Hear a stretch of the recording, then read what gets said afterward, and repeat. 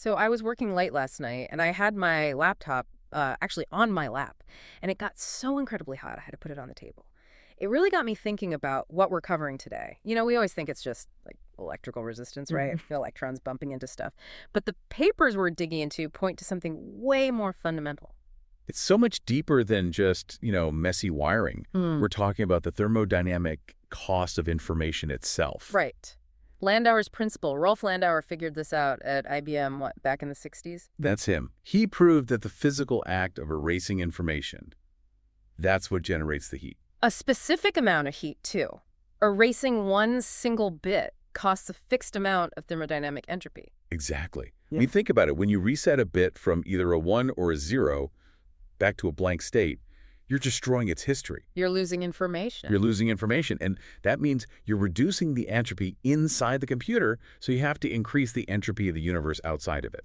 And that's heat. Which, okay, that implies that to stop making heat, we have to stop deleting things, which leads to this whole idea of reversible computing. Mm-hmm. But that's the part that got me, because normal computer logic seems totally destructive. It is. Like, if I use a standard XOR gate and the output is 0, I have no clue if the inputs were both zeros or both ones. The history is Right. just gone. That's the one-way street problem.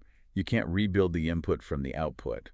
To fix that, we need different tools like a Toffoli gate. And that's designed to be a one-to-one map, right? So Yeah. if you have the output, you can always figure out the input. Precisely. But there's a trade-off. You need extra space.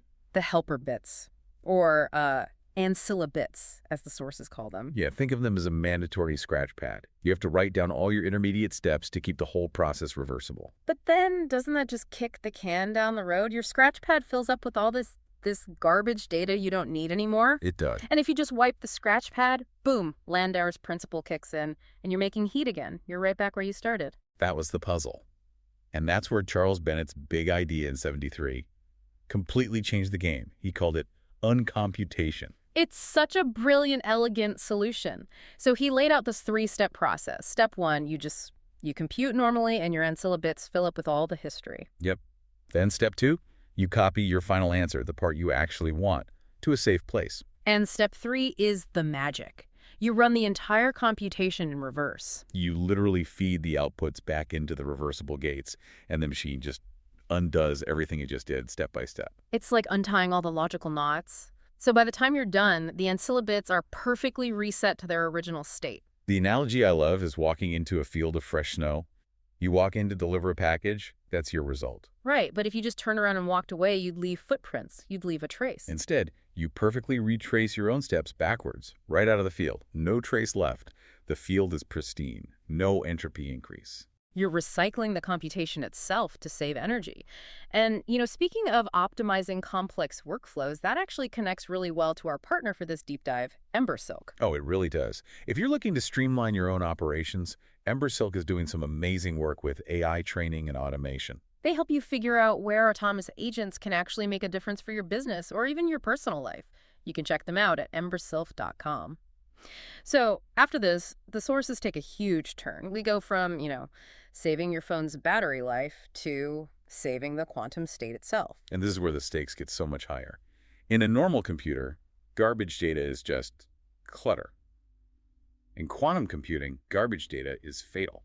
The implicit measurement problem. So if these ancilla bits are holding garbage that's still entangled with your main quantum data. The universe treats it as a measurement. Whoa, and measurement collapses the wave function. It just destroys the quantum interference you need for the algorithm to even work. Exactly. So in the quantum world, uncomputation isn't just about managing heat. It's about cleaning up the entanglement.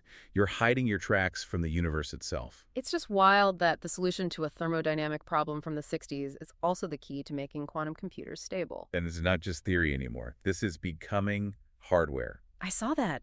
Their computing is prototyping reversible chips right now. They're aiming for a prototype in 2025. 2025, with a planned release around 2027.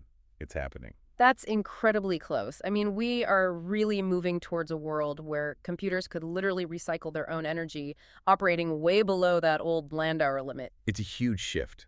From consumption to conservation, right down at the atomic level. It's a very, very optimistic future for computing. It really is. A cooler laptop and a smarter universe. If you enjoyed this deep dive, please subscribe to the show. Hey, leave us a 5-star review if you can. It really does help get the word out. Thanks for tuning into the wonders of the universe. We'll catch you next time.